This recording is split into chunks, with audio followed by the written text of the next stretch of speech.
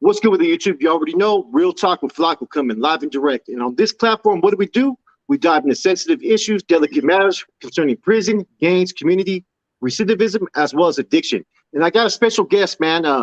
You guys probably seen him on another YouTube channel, man. A long time law enforcement, worked intel back in the 70s and 80s, working prison gangs. Carlos Chacon. How you doing, Carlos? I'm doing good. Thank you. Let the viewers know that haven't seen you on the other channel. Let them know a little bit about yourself. Okay, I was on San Diego PD for 35 years. I came on in 1975. It was a real interesting experience for me. I had a glorious career.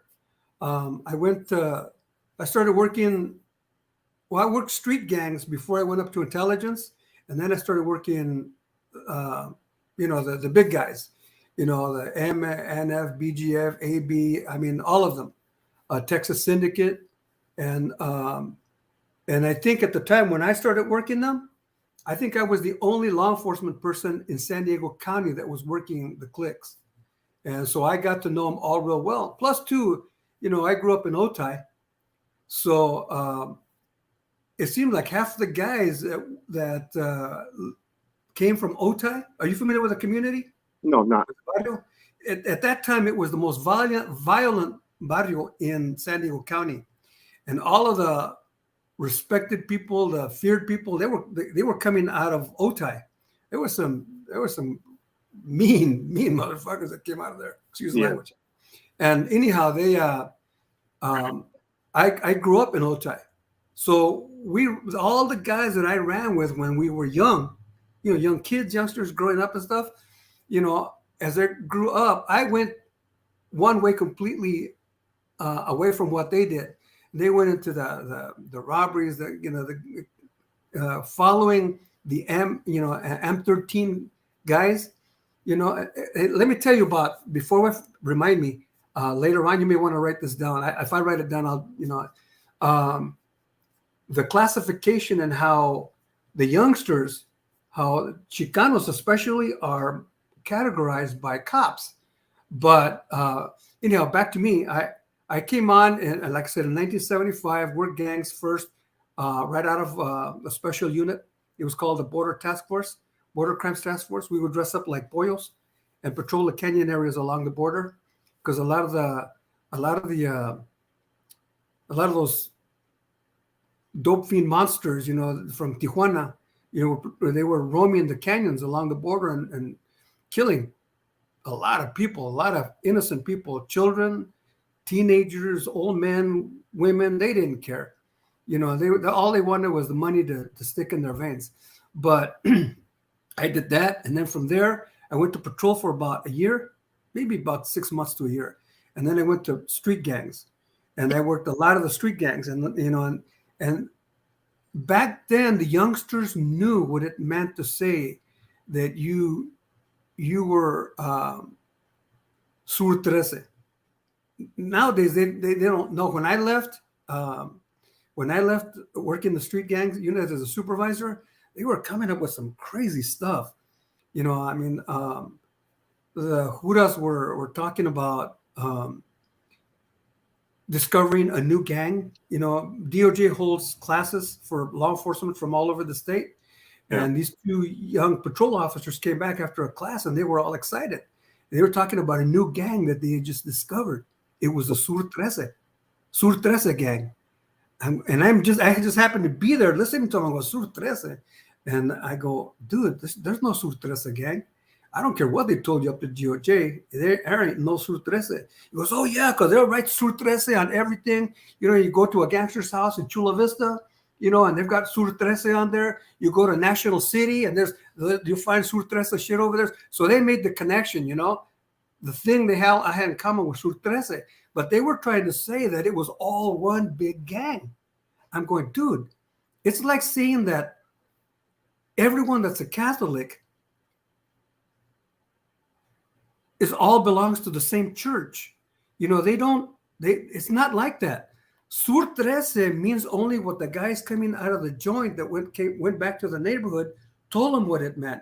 But Sur 13 had to do with, there was a connection to the M13. So, the M, for the M. And then but the Sur 13, they just took it all out of context, and they were trying to label youngsters that were saying Sur 13 as gang members, even though they weren't. Everybody wrote Sur 13. The girls wrote Sur 13 on their, because of the mentality of their relatives, their fathers, their cousins, their brothers. Everybody was coming out of the joint. It was talk to them about it. Sur 13 means, yeah, you support it, but because that's where you're from. Yeah. So when everybody south of Bakersfield was supported the M, and everybody north of Bakersfield was N14. Not every N14, every kid that wrote N14 on their notebooks, was NF or necessarily supported it, but it meant something to them because of what their family members were telling them as they were coming out of the joint. But you couldn't make a lot of these young cops understand that. Yeah. So to say, I saw that smile come over your face when I said, they said they were trying to say that all Sur 13 are the same gang. It doesn't matter where they're from. They support each other. They don't support each other. Sur 13 guys from National City are shooting guys from Escondido. The guys, Sur 13 guys from Escondido are shooting guys from San Isidro. It doesn't work that way. But you couldn't make them understand that. Yeah. And if I'm wrong, please correct me. Tell me if I'm wrong. I would appreciate that. But I felt bad for the cops, and I felt bad for the community, for the young, the youngsters that were growing up in the barrios coming up. When they were classifying the young men, the DOJ had come up with a classification of, I can't remember all the details right now. It's been a long time for me. But the way they would classify gang members was by, number one, if they were self-proclaimed gang members, if they hung out with other gang members, if they hung out with other gang members who were engaged in criminal activity, if they had tattoos, like Sur 13, if they dressed like gang members, and I'm going, dude, who comes up with this crap? Because if a young man lives in the middle of a hardcore barrio, he's gonna dress like the guys. They're all trying to dress alike. That's your community. Either way, it's your community. Exactly. They're gonna dress like them. They can't help hang out with them. They're their neighbors. They live next door. They live down the street, or they have a bunch of them that live on the street, and they all, they're not always doing crime. They're playing baseball in the street and stuff. It's just, and there was a lot of, the crime. Well, and other sources telling them that they were gang members. Oh yeah. No. But it just used to drive me crazy, because they weren't people that grew up in the barrio like you and me. So you felt like they were labeling people. You felt like they were stereotyping. Oh, hell yeah, I did. You know what? And I know that there's going to be some juras that are going to be pissed off at me, and I'm sorry. But you know what? Wake up. Not all kids that grow up in the barrio, regardless of how they talk, no matter what they tattoo on themselves, no matter what they write, no matter who they hang out with, they're not gang members. I respect that, man. That's well said. And well, anyways, from there, I worked the street gangs, and then from there, when I went to intelligence in 1980, I started working all the mobs. Like I said, the AMA, BGF, Aryan Brotherhood. There was all kinds. And I got a chance, David and I got a chance, because I was the only one at the time that was, I started to tell you that the neighborhood I came from, David and I came from, like half of them became NF, half of them became MA, and when they went to the joint, I grew up with both sides. So when they went to the joint, we were friends. These guys would come to my mom's house, have coffee, and we, shoot the shit, or like Babo, Buggy, and Manos used to come up to our house when they got paroled to San Diego. Tell them about Babo, your connection to Babo. Well, Babo was he married into my family. My brothers, one of my brothers, que en paz descanse, married his sister when they were living in Santa Barbara. Actually, I think it was in Ventura, but they hung out in Santa Barbara. And when when my brother married his sister, they came to live in San Diego. And eventually their mother came over and lived in San Diego también, que en paz descanse también. And when they got paroled, their mother was still alive. Well, they all got paroled to where their families were. And it was here in San Diego. And a ton of them, NF, a ton of them got paroled to San Diego. Along in the NF side, it was Buggy, Manos, and Babo. And because they were family, kind of, through the marriage, they'd come over and they knew that I was interested in law enforcement. So they kind of played me. I was a youngster, and I knew a lot of the Emmett guys. I used to run around with a couple of, not run around, let me rephrase that.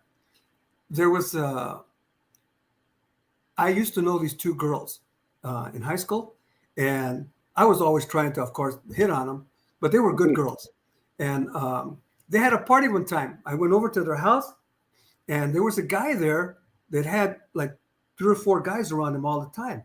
And he was the guy that ran, I think he started the organization called Lucha, League of United Chicanos to Help Addicts. And he took me around with him. We talked, and I guess I must have made an impression because he invited me to go on these talk shows with him, because he would go on these radio talk shows, and he would talk about Lucha. And because they were getting money from the state to run the organization. I didn't know about all of the other stuff, And that's how I got to know a lot of those guys, plus the ones that I already knew. They went to the joint, came back, they were mobbed up. And, you asked me, I'm sorry, I get distracted when I'm talking, but you asked me a question. You asked me if I knew any NF that were trying to kill Emme, or that had killed Emme. Yeah. I never saw that. I know that they tried, and they weren't even NF against Emme. They were NF against street guys, guys that sympathize with the Emme, and they would tell me about when they tried to kill him, but things didn't work out, if you know what I mean. Yeah. Were they running regiment activities out there? Were they like, do they have other recruit members? Buggy was in charge. He was a lieutenant. He was in charge of San Diego. Out there, okay, in San Diego, and I used to talk to Buggy. It's a kind of a family kind of thing. But they would share stuff with me, or Buggy would. Que paz descanse también, and shit, everybody's dead. Anyhow, he would tell me about, it was his job to get the guns and that sort of thing. And he also told me about, they knew about my connection. I was a police explorer scout back then. And they were going to try and recruit me to send me into the police department. Oh, wow. For them. And I'm thinking now, as I think about it now, that was pretty bold and far-reaching thinking, but of course it never happened, because they wound up going, back to prison. And the ones that I knew that were trying, it was always NF killing NF, and they would send out contracts to hit other people, but I never heard any. There were some that were completed, but it was always contracts by NF on NF, contracts by Emme on Emme. And I'm thinking, this is pretty stupid.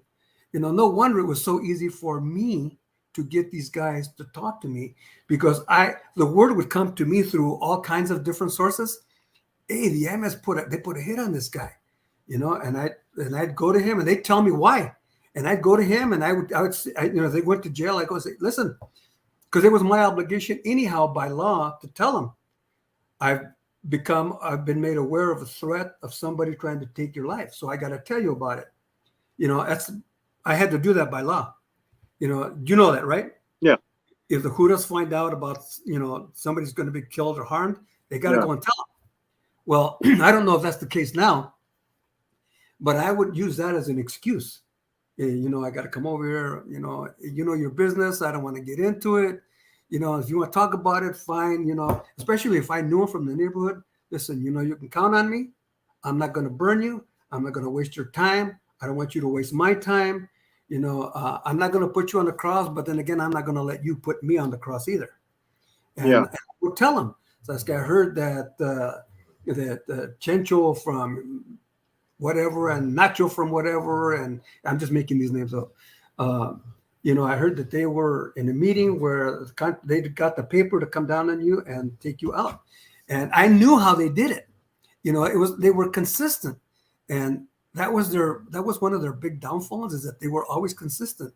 Yeah. They get the best, really good friend, or they get somebody to go in there and befriend them and take them into their confidence, and even if it took 2 or 3 months, when they least expected it, when he thought that they were going, and it's usually when they were all doped up or all drunk and couldn't defend themselves, that's when they made their move. But they had to, they would bring them into their confidence.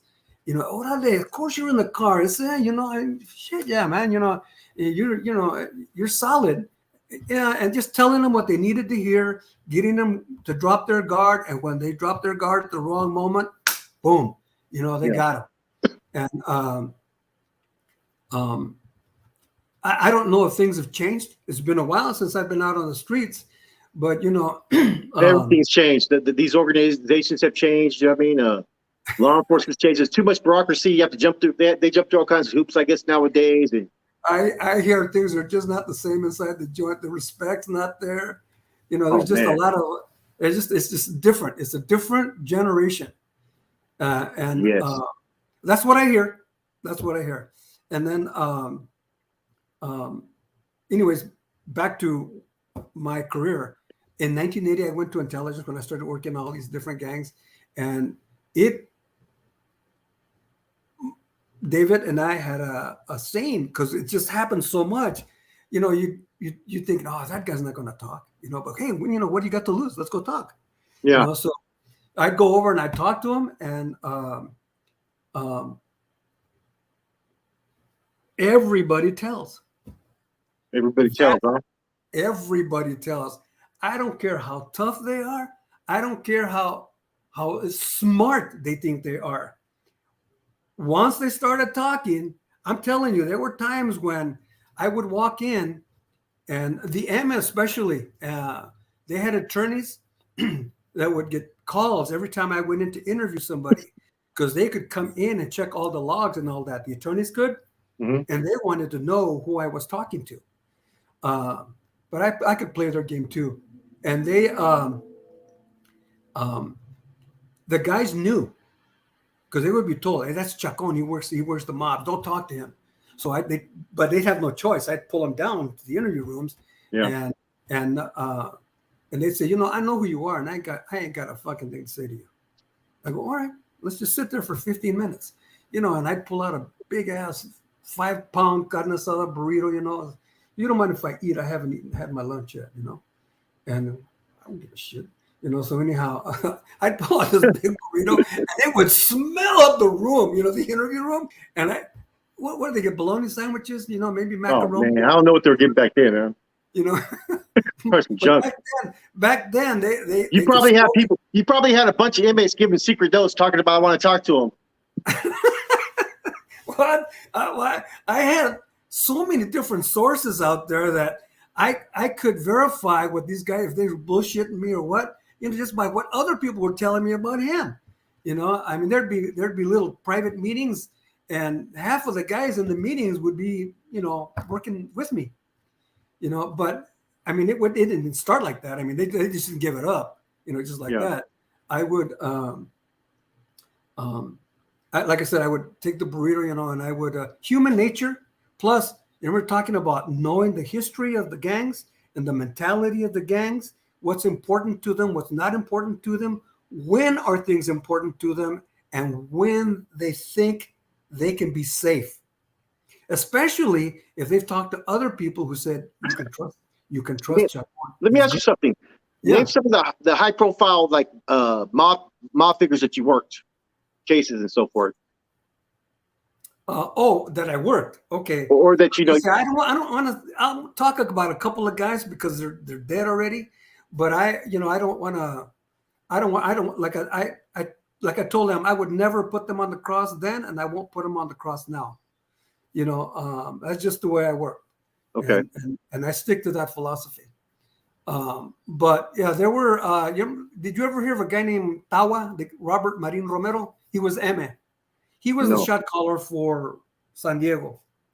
And I got to know all the guys that were under him. I knew where they lived. I knew who they lived with. I knew what was important to them.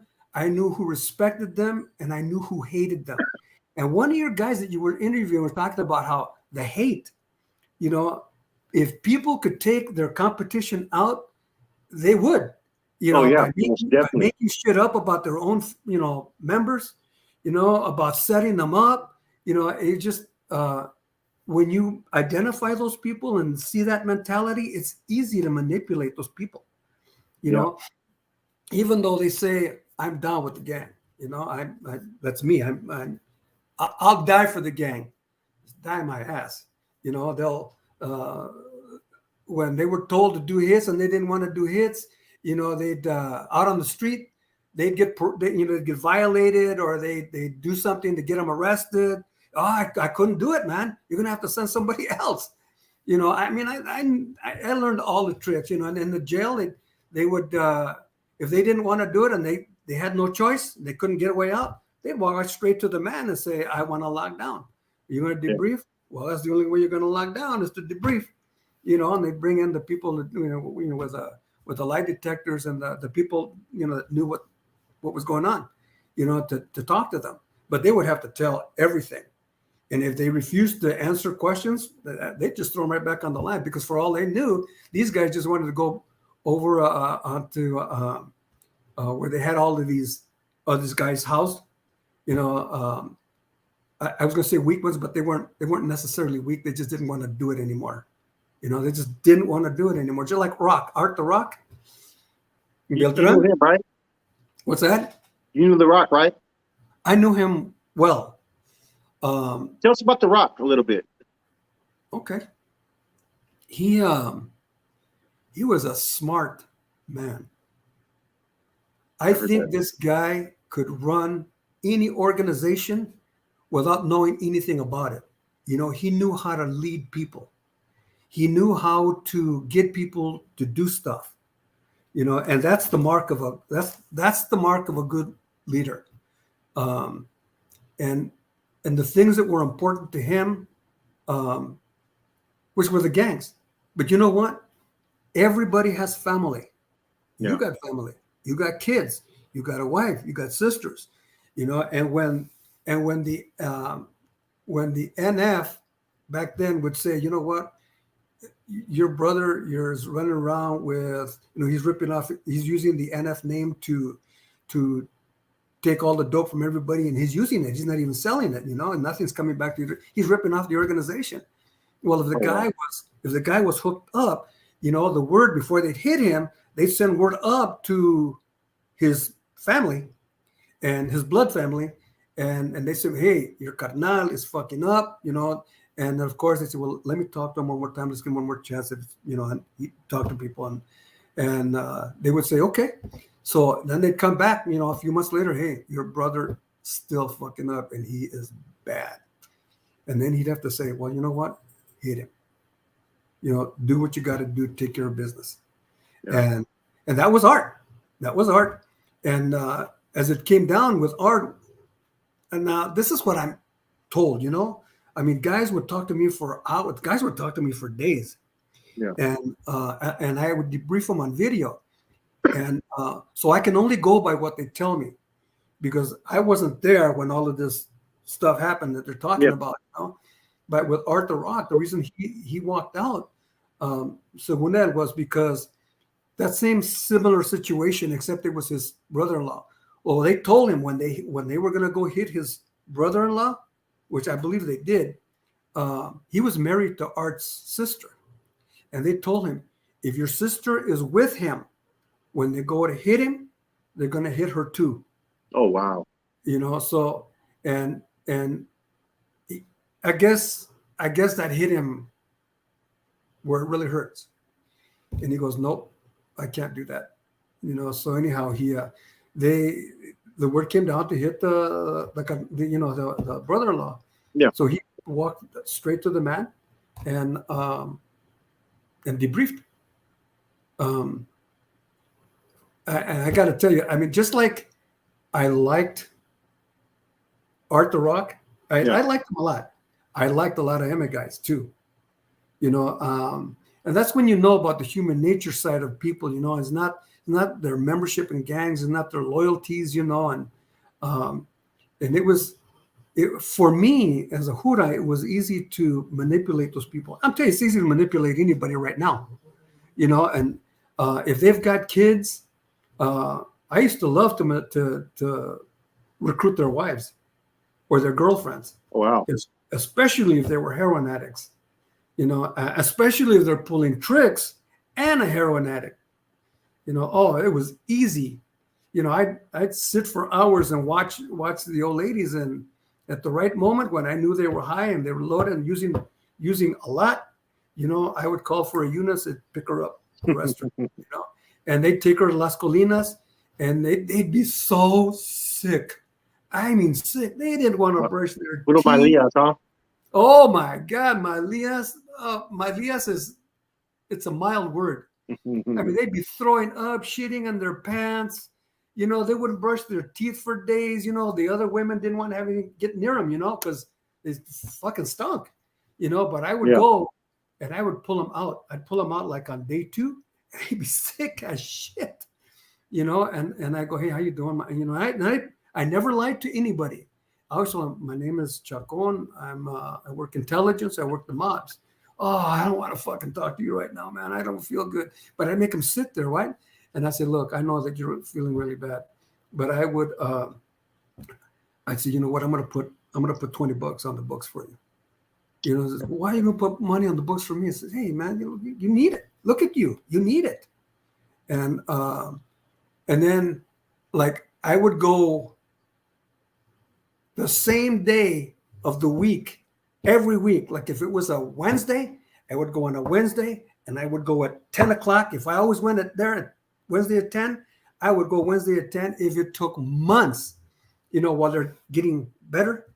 And I'd always leave $20 on the books for them, Okay. and they would, after a while, they were looking forward to my visits, because nobody would. Their old man couldn't visit them because they'd get arrested. The family had already cut them loose. The children couldn't go visit them because the jefita who's taking care of them wasn't going to take them, and the jefita had already cut her loose too. Everybody had cut the women loose because they were no good in their eyes. And no matter how much a mother loves her daughter, there comes a point where you can only steal so much from your brothers, from your sisters, true. from your mother, from your dad, and when you're sneak in and you take the rent and shit, knowing that your kids live there, they cut you loose. It doesn't matter if you're a male or a female, they would they cut them loose, and then and I was the only thing that they had to look forward to. They'd be pulled out, and every Wednesday at 10 o'clock, they knew it was for me. And I knew that they started to like my visits because they would brush their teeth. They would put chapstick on there. They couldn't have lipstick, but they had chapstick. So they put chapstick on, and, they comb their hair, pull it back, and, they press their clothes. I'm, oh, man, you look like $1,000,000 fucking bucks. You look really good, And I said, man, it's too bad you can't be this way out on the streets. And I start talking to them about their family. You got kids, and I, of course, I would like to. Yeah, I got kids too, just to give them something to relate to. So I got kids too, I love my boy, I love my daughter, I love my, I love them all. My wife, and I could see them start to get emotional in their face when I start talking about my family, and they would get emotional, and you miss your kids, and yes, I mean, then they start crying, I miss my children, and then I didn't even got a birthday coming up soon. And they go, yeah, my boy, he's going to be, 13 or whatever, but they won't even my Shafita won't even take my call, so I can't even talk to them. That's how much they've been cut loose Oh, because they wow. won't even accept their calls. Won't even let them talk to their children. I go, well, look, I'm going to do this for you. When is his birthday or her birthday or whatever? And then I would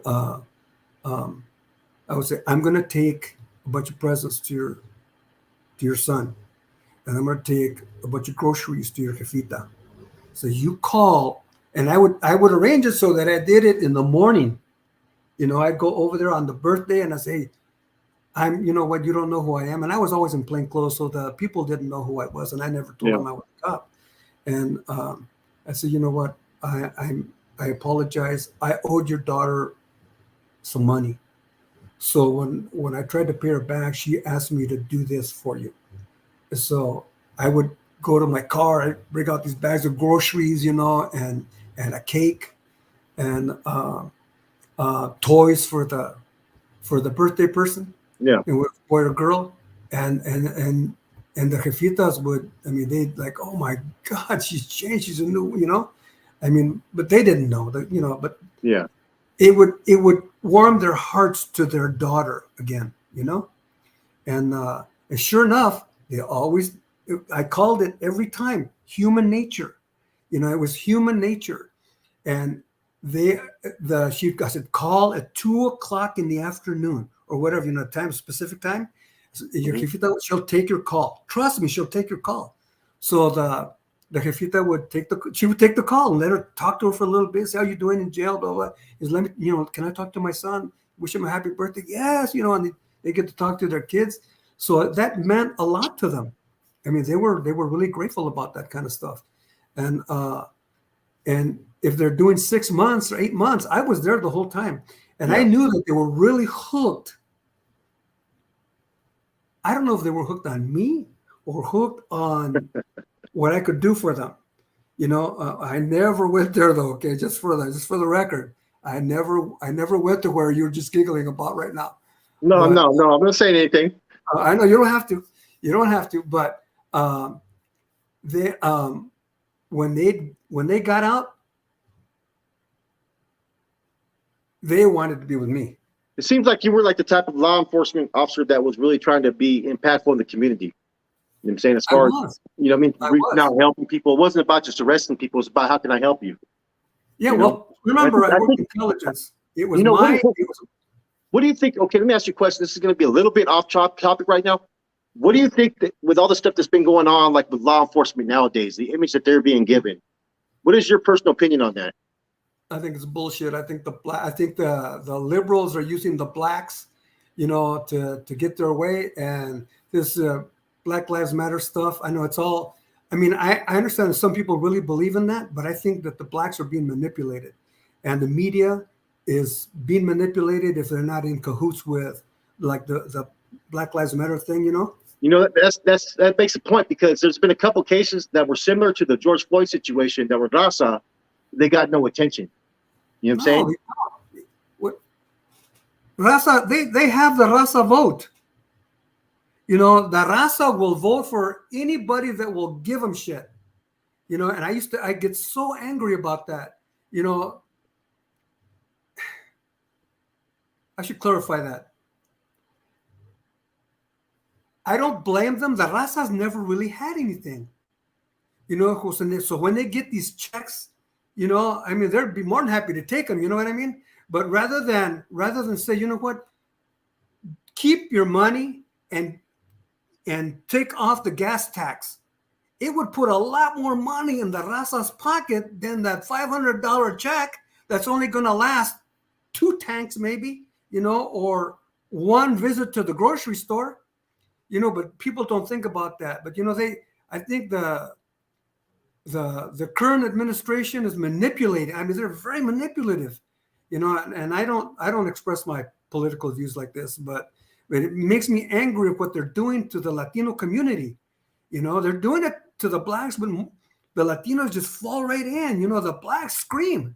They say, hey, this is bullshit. You can't do this to us. But the Latinos stay quiet. But we've always been that way. The Raza has always been that way. We don't speak up when people are abusing our people. Yeah. There are a few that will, but we just don't. And I Yeah. wish they would. I think like platforms like, a couple of my associates and stuff that we deal with, man. We're trying to push more of that narrative, man, that people need to be more proactive and create change. Yeah. And David and I used to go and talk at San Diego State for a lieutenant that used to teach there. And they would invite us to go in and talk to their class about what we did, with the gangs and the community, Latino and all that. And they'd be laying in that, but they'd be laying in wait for us.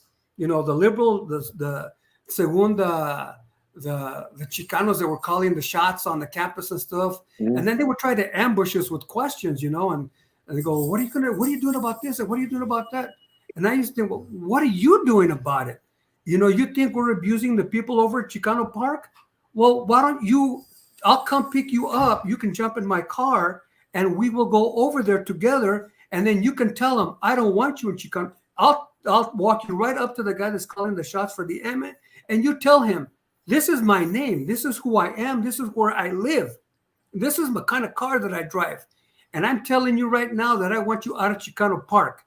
As a member of being a Latino race, because they never lived there, They never lived in Chicano Park. They never lived in Logan Heights. They never lived in Shelltown. They never lived in National City, They lived in La Jolla. They lived in Claremont, where all the white people lived. Mhm. And I would tell them, I said, you know what? Why don't you come with me? They're killing our children. Thank you, honey. They're killing our children. And they would, and I would tell them that. What are you doing about that? You're here in San Diego State. You want to become a lawyer, a judge, whatever you want to become, but you're not doing anything except puro weedy. I mean, that's all you are is all talk. And then, of course, everybody started looking at him, the other students, especially the white ones. And I tell them, you know what? I'll take you with me. I'll have a gun. I'll protect you. But I want you to go up and tell the head of the Mexican mafia. But I'll tell you what, I know that you won't, but let me tell you why you won't. You won't because you know that he'll stab you to death, just like he stabbed all of his other victims, because you are nobody. You are all talk. You don't do anything for the community that you profess. And that's what's going on right now, I think, in a lot of our minority communities. All these people that will not make any, these BLM guys that are in the front of the crowd or all throughout the crowd, they're the ones that are wearing the helmets with the face shields that cover their faces, that have the big vest to protect them, that have all kinds of stuff, when the other idiots are out there, barefaced, showing, because they believe in what they're doing, but they don't want to accept that they're being manipulated by these people. I mean, I was there during the day, and when a lot of this stuff was going on, and it just irritates me now. But back to the Yemen or to the NF. I want to ask a question too, man. I want to know about the Yellow brothers. You worked that case, huh? I did. Can you tell us a little bit about that case?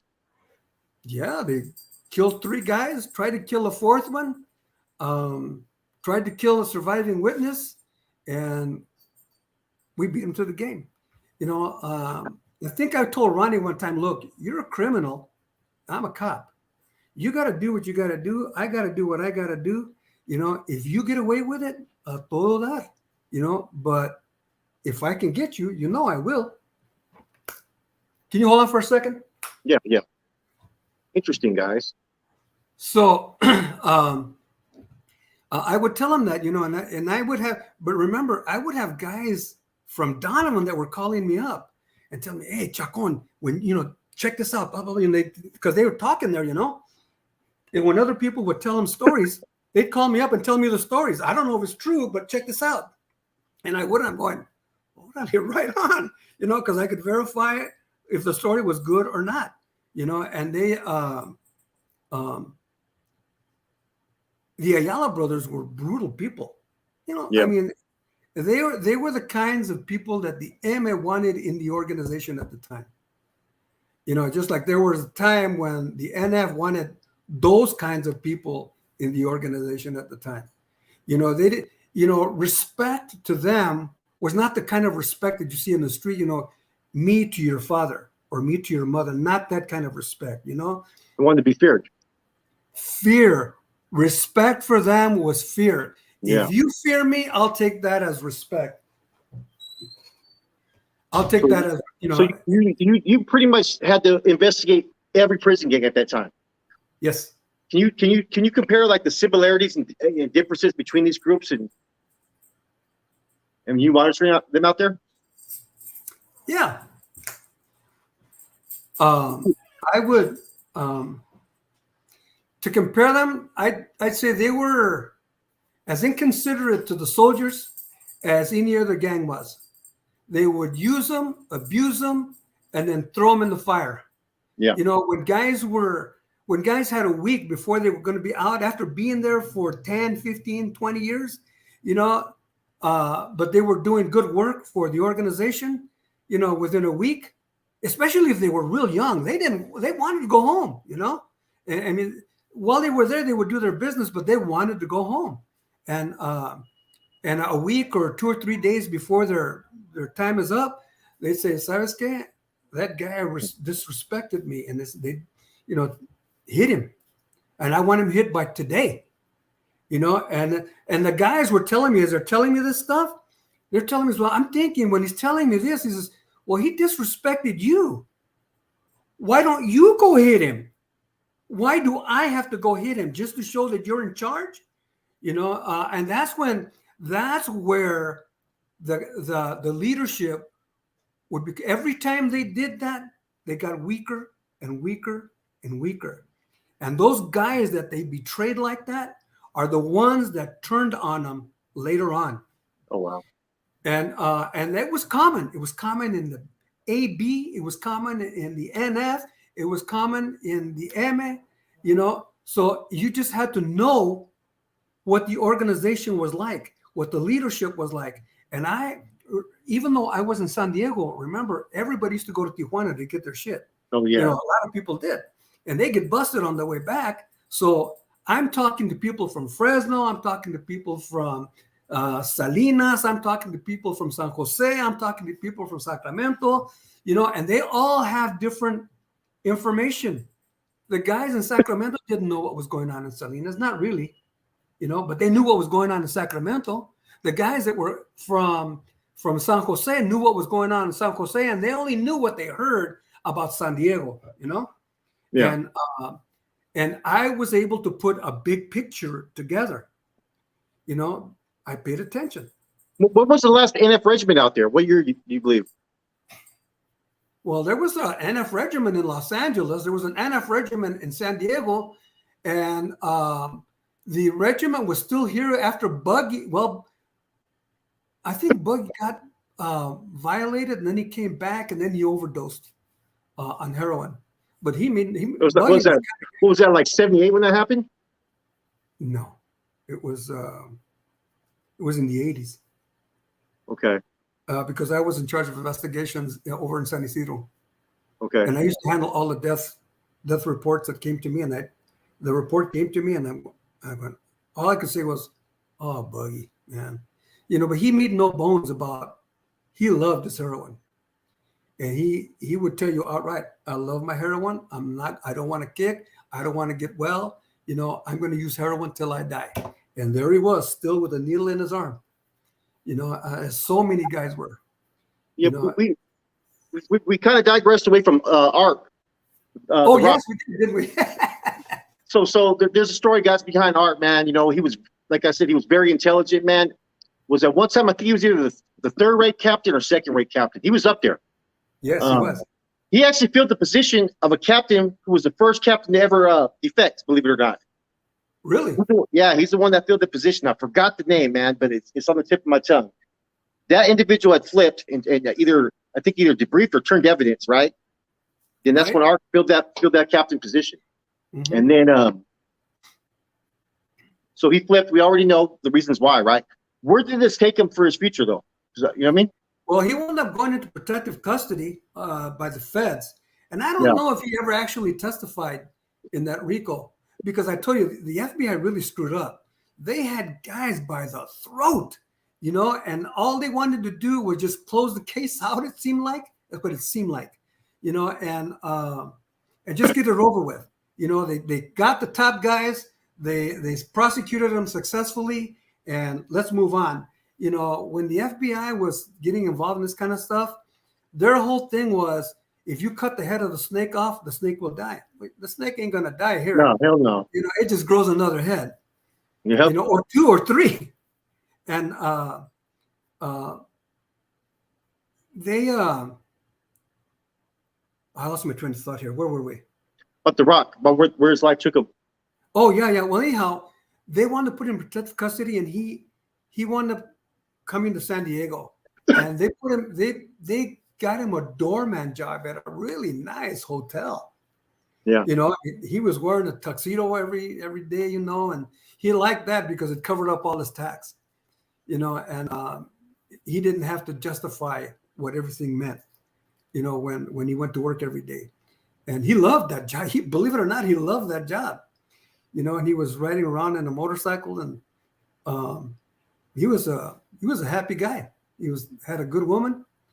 And then, I don't know, I guess he took a taste of the medicine, and it was downhill from there. That's when Rock was coming into the scene big time, And as I saw that Rock. You mean the scene, like what, he was back out there in the mix? He had at some point, some, people go through bad times and they'll say, fuck it, I want a beer. They're an alcoholic, and the next thing you know, they're off the wagon. Or if they were heroin addicts, just a taste, just to take the pain away. Well, those are all just excuses. And I felt really bad for him, because the last time I saw him, he looked really bad. I think they found him dead, if I'm not mistaken, in Chacon Park. That's where I saw him going into the bathroom to sleep. You know what I mean? Yeah. It's kind of sad that that's where his life led him. You know what I mean? And for as much potential as he had. He had a little girl lead up to death, but he hold on just for a second, okay? Can you hold just for a second? Yeah. Let me mute the mic real quick.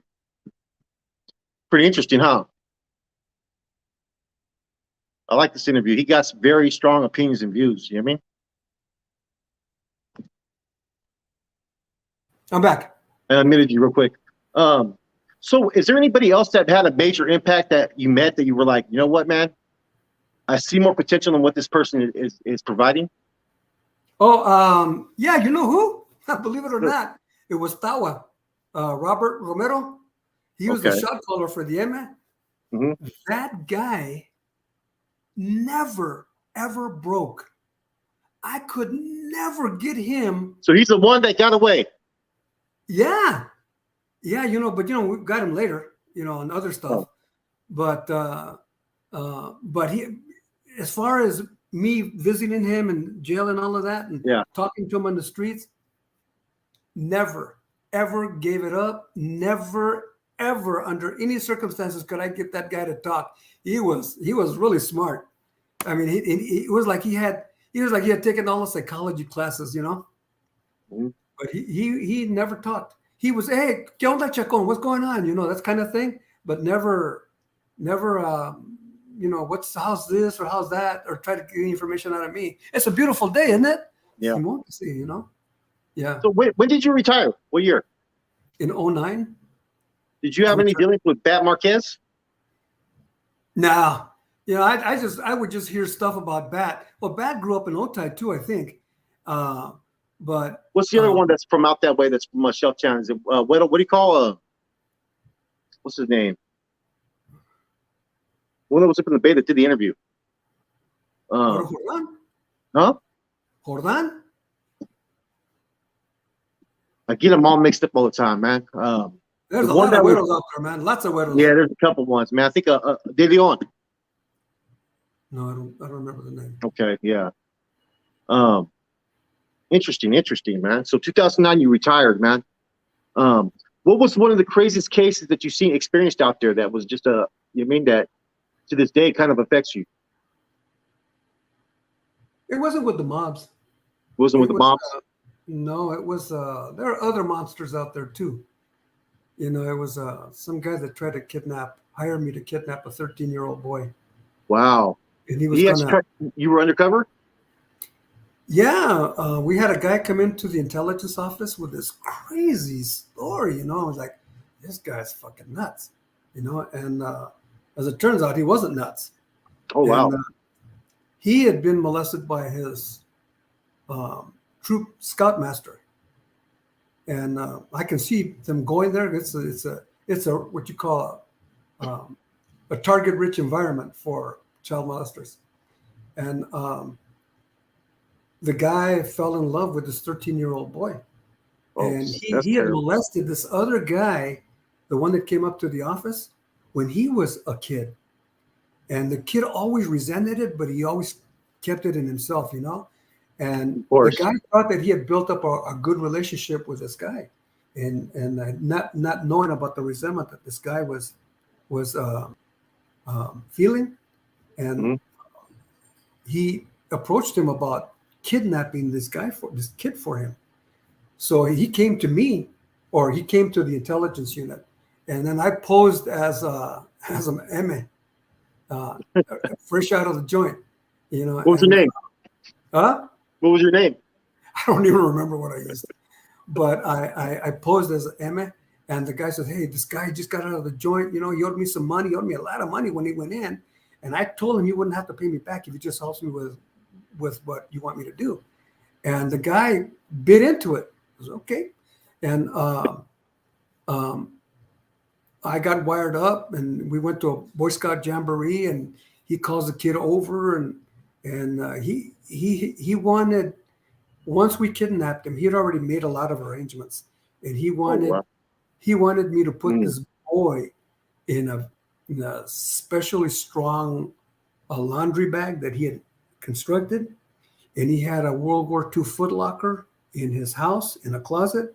And after we put the boy in this uh, in this laundry bag, we Yeah. would put it in the closet, lock it, put it in the we would put it in the closet and close the door so if he screamed, nobody could hear him.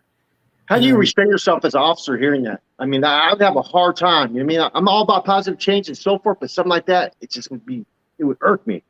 oh, I wish I could kill him. Yeah, see? Exactly. But, You know what I mean? Those are real emotions, real feelings. You know what I mean? I feel it. oh yeah, You you know? know, when I'm talking to the guy, I'm wired for sound, you know, and as he's talking to me in the video, because we had units everywhere, videotaping everything, Mhm. and in the videos, I had the mic up on my shoulder, and as he's talking, I'm getting my shoulder closer and closer to his mouth as I'm leaning towards him, you know, Mhm. because I want to make sure I get everything. And um,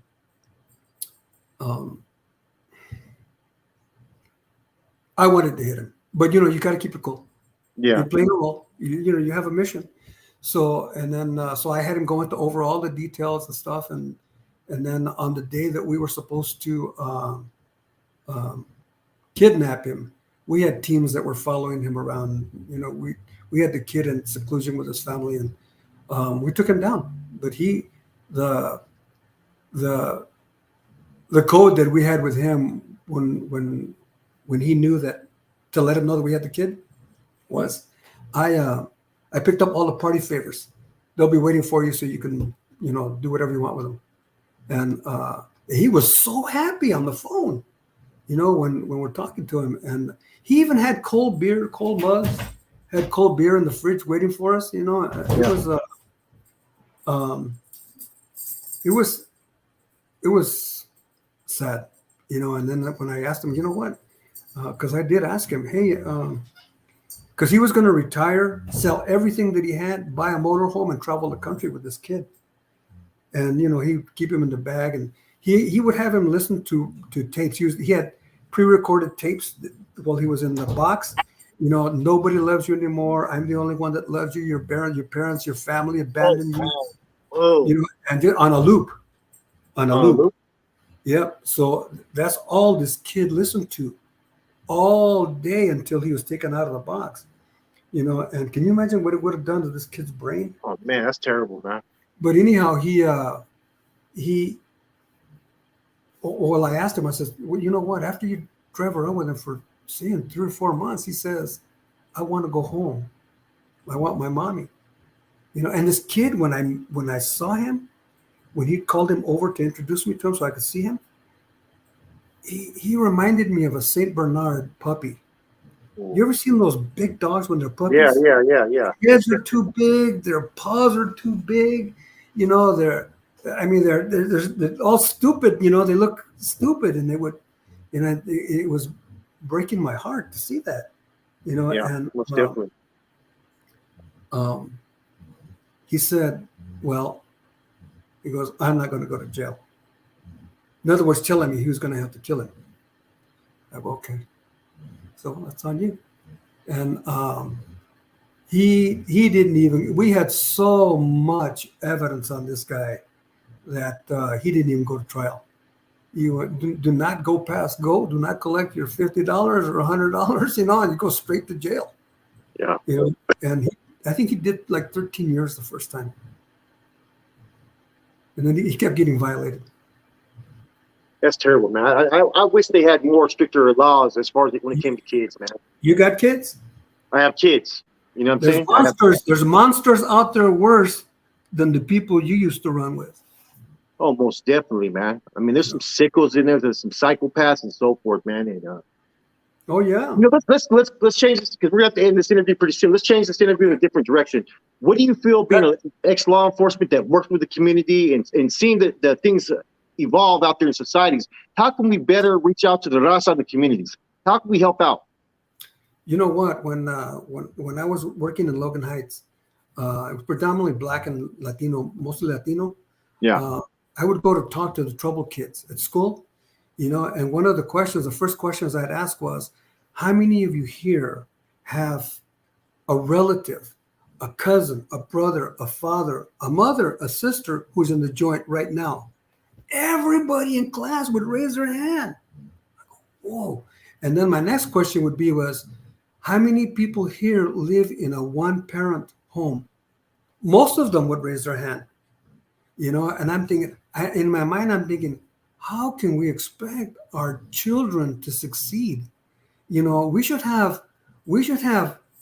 dozens and dozens of Latino judges, men and women. We should have chiefs of police, everywhere. We should have doctors everywhere. We should have lawyers everywhere, but how can we expect them to succeed if we don't show them a better way? When you talk to a young man in the street, when he's all dressed down, on gangster garb, he's, hey, how's your uncle doing? Oh, the guy's doing, he's a firme guy, and he talks about nothing but joy about this man who's probably killed people. That's their hero. Yes, I know. And I used to, people that would destroy. My goal was to put as many people away as I could that were destroying the Latino communities. Everybody, but mostly the Latino communities. And I used to hate that, And I remember one day I got this guy. He was selling dope. He was a pollo too, right in the heart of Logan Heights. And I handcuffed him and I stepped on his cuffs while he's sitting down. I'm stepping really hard on his cuffs and I'm telling him, hey, if you gotta sell dope, why don't you go sell it in the white community? Why don't you go sell it to the blacks? Why do you have to sell it to the young kids, Latino kids here? You're the kind of guy that's destroying the lives of all of these children, Mexican, Latino children that live here. And all the guy could do was lower his head. He couldn't even answer. He was ashamed. But hey, money will do crazy things, I agree with all that. I have one more question for you right before we end this. This is going to be a good one. Okay. What do you think about this Cain Velasquez situation to where they won't give him bail, but they released a alleged, predator out to the streets? I'm sorry. I don't know who you're talking about, Velasquez. Cain Velasquez, he was a UFC fighter. His thumb was touched at a yes. They won't even give him bail, but they released the child predator. What do you think about all that, man? Look, they're releasing murderers. Never mind the child predators, they're releasing murderers. But he's raza. They don't care about us. They don't care about you. They don't care about me. You know, they just So want did you experience bias, prejudice while you were working with law enforcement? only in the beginning, only in the beginning. But that was in 1976. Yeah. You know, attitudes were different then. Cops were, they were really bad with the Mexicans. I mean, in San Isidro, oh my God, some of those guys they were criminals, the cops. Yeah. You know, but you couldn't say anything. The first year of your career, you know, you are an at-will employee. They can fire you for any reason. But once you make that year, you can say whatever you want. But there were guys that would stop families, you know, and they make them get out of the car, especially if it was at night, and they make them leave, you know. And when they left, they would put dirt in their gas tanks. This is the cops. They would put dirt in their gas tanks, and then they would call for a tow truck and impound it as an abandoned vehicle. Come on. Wow. You know, do you think they'd do that anywhere else? You No, know, not at all. but my point is that doesn't happen anymore. It really doesn't happen. And there aren't guys I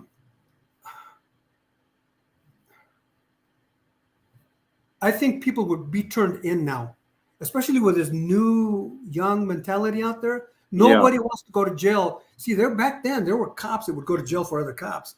Now you're not going to go to jail for another cop. Why should you? If that guy broke the law and got himself in trouble while he was with you, why should you cover for him? You know. Thank you. You know, that's not. You know what? Like I've told people this before. I am not anti-law enforcement. I mean, in fact, I believe we need law enforcement. I'm only anti-police abuses. That's it. You know, I mean, those that. Me too. You know, Me too. You know what I'm saying? And you know what? And I think that what I really think needs to be seen more of, right? And this is my personal perspective. I think that not just because you don't commit the act, but if you witness it, I feel like there needs to be accountability if you witness it. Hey, Rodney King. Exactly.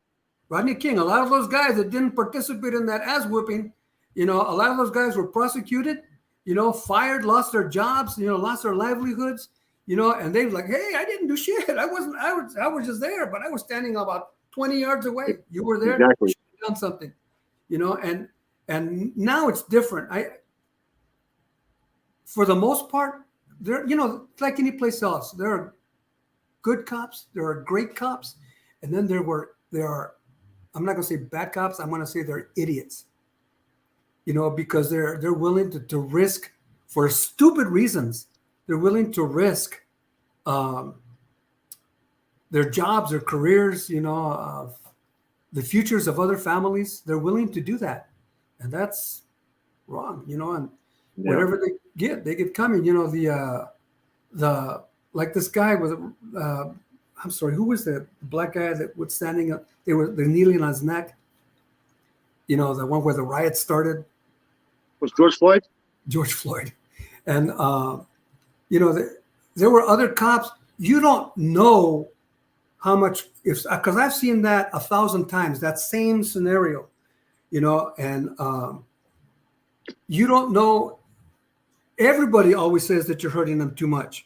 But as soon as you let up a little bit, man, they're on. I mean, they're kicking you, they're spitting on you, you know.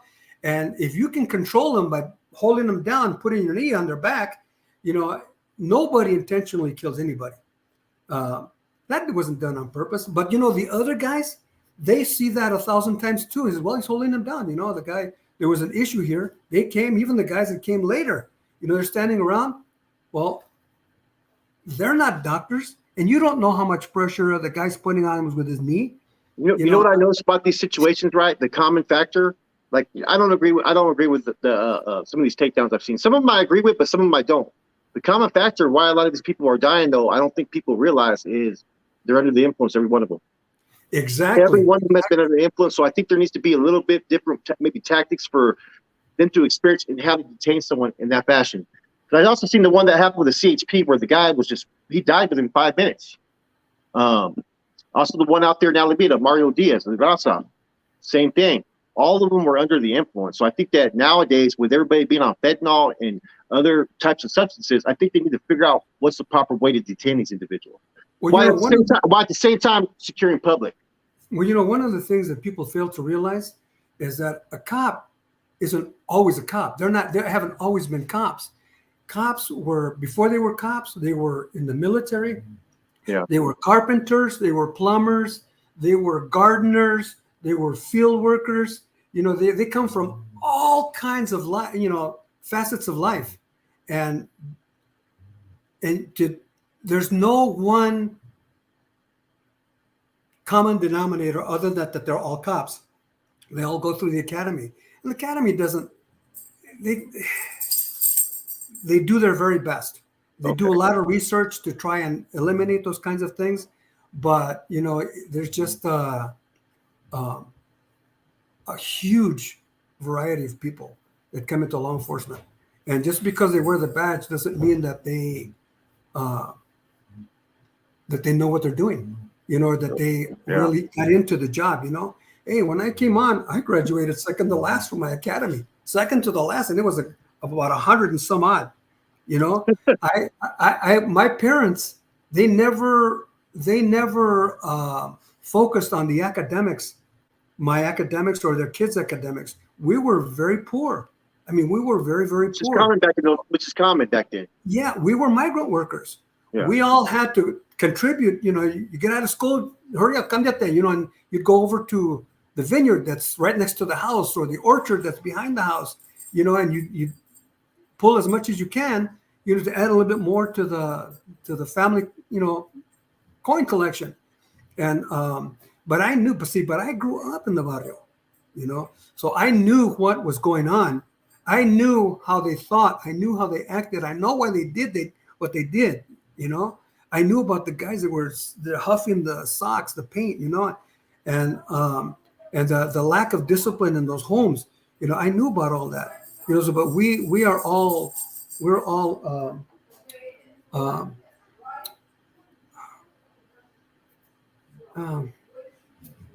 I don't know. I'm just one guy, you know. You know, and anyways, my interviews usually only go 45 minutes. You had to go 1 hour and 7 minutes. No way. You know what I'm saying? Yeah, man. It's entertaining, man. I want to thank you for your time, man. If you ever want to do it again, let me know. Shout out to David Contreras. Yeah, we're gonna bring you on again, man. Most definitely, man. All right. Everybody out there on YouTube, man. Take care. Take care. Andale.